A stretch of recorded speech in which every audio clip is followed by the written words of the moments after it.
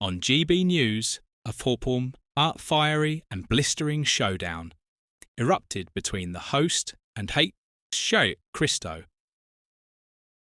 After a leaked document exposed what the host called a shocking betrayal, illegal migrants allegedly being given full priority in healthcare, while Brits are left languishing on endless waiting lists. The host accused the government of lies and hypocrisy, revealing that migrants without ID or proof of address can be registered with a GP in just 5 days, receiving free prescriptions and even weekly appointments. But Christo hit back furiously, blasting the NHS as broken and mocking the chaos. Getting a GP appointment is harder than applying for a mortgage. He demanded every patient show a national insurance card before treatment. The revelations that left the studio stunned and the audience in disbelief are all in this video. Stay tuned until the end. Watch the clip. Did you know over 95% of our viewers aren't subscribed? Subscribing is free and helps us create more great content. Hit subscribe now and join our community. For me, I don't know about other people on this, would be that if a GP was given a straight choice between being able to go to a migrant hotel and charge 150 quid a pop per person there, or maybe find another way of attending to someone in this room that might only get them 50 quid, which one are they going to choose? Yeah, it is really concerning. I think in my local GP practice, which I visit as rarely as possible, there's often loads of elderly people. I don't think they'd particularly like 5 or 6 asylum seekers rocking in. So I've got no issue with GPs travelling to a hotel in some ways, but certainly they shouldn't be prioritised. We heard last week they were getting, 280 quid for glasses and things. There's a lot of unfairness, and I think certainly they shouldn't be jumping the queue. And I also wonder if them aren't speaking English, so do GPs access translators who are going to... For a translator as well. So it's another cost, another expense. Hopefully the fact most of them are young men means they're fairly healthy. But I don't think this gets spoken about enough, though, really, because, you know, it's all very, very well and good, you know, having the burden of just the number of people, and then you've got to locate them somewhere and put them somewhere and deal with all of that. But it is also a massive burden on our health service. Do you not think your source of anger isn't the way that the migrants are being treated? The source of anger should be the way that everyone else is treated. The list of things that they expect, or that should be promised to migrants, actually didn't seem that much. It was like being an honorary Scottish person. You get free prescriptions. Other than that, we should all be getting the same. And we're not. That's where the anger should be. The fact that I've never seen my doctor, I've had 2 phone calls with him or someone doing a voice. It's very difficult to tell, isn't it? I've technically got a closer relationship with the people on Babe Station than I have my doctor. They've all seen pictures of my rash, and we've had more phone calls with them. But it's not the system that you should have. The anger should be with how bad the NHS is providing for us, rather than, oh, someone's getting to the front of the queue. We should also be at the front. We should get that. That's you know, I take it that you're very, very well intentioned, and I've seen that rash, by the way, as well. Thank you. But the reason that no one can be at the front of the queue is because of the sheer numbers of people. So we can't keep increasing infrastructure to try and catch up with the number of people, because it's not practical.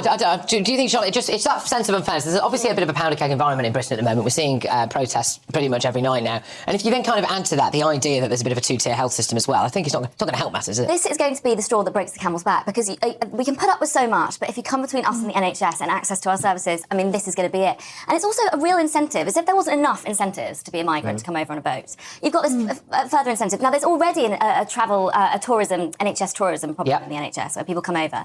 You know, and one thing I would say is some of the people coming off these boats seem absolutely fine. They seem in really good nick, because, of course, the boats now are incredibly sophisticated, so they're not having a rough journey. They're just walking on, being given a life jacket, coming off absolutely fine.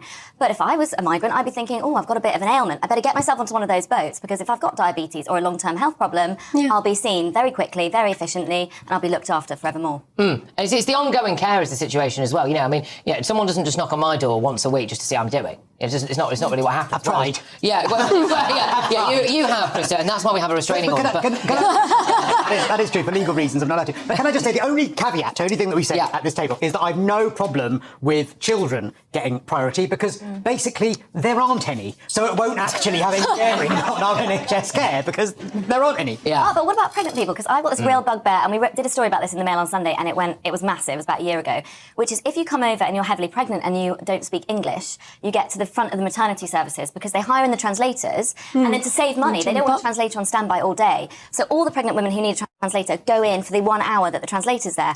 I was a pregnant woman once, pushed to the back of the queue. Do you not feel the solution to that should just be, at some point, Google Translate? Like, GPs tend to Google stuff anyway. anyway. While you're logged on, use the translate thing. We could have that sorted. That happens all the time. I mean, every time I've used the NHS, I've seen someone there with their phone on the counter doing Google Translate. But again, one thing I just will wrap up on this, Jane, but one of the things that really gets me is this is another thing that we were kind of told wasn't happening. It's like, oh, no, of course, there's no additional burden on the NHS. Oh, no, there's no question of priority. And if I'm going to read out a statement shortly that, again, they are really saying there's no question of priority here. But I'm sorry, but I think there really is. If you move somewhere, you're guaranteed a GP's appointment without needing to even say what your name is or where you're from, and if you register at a GP within 5 days. And there's people at the moment here who are on NHS waiting list for upwards of a year or 2 years for things. That would not be happening if you just come from Sudan. I think for many years we have been turning into an international health service, and because we are now multicultural Britain, you get people who've got relatives abroad. They think, well, if my mum can come over, she's getting on a bit, she'll get much better care here. It is a big challenge. It is. Right, so now I have to read out a statement from the government, which is, it is simply untrue to suggest that asylum seekers receive preferential treatment in the NHS. The NHS always prioritises care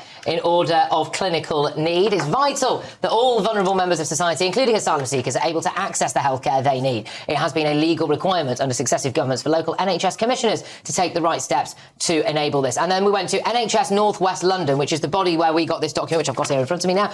We got this document from, thank you to the person who sent that in to us, of course.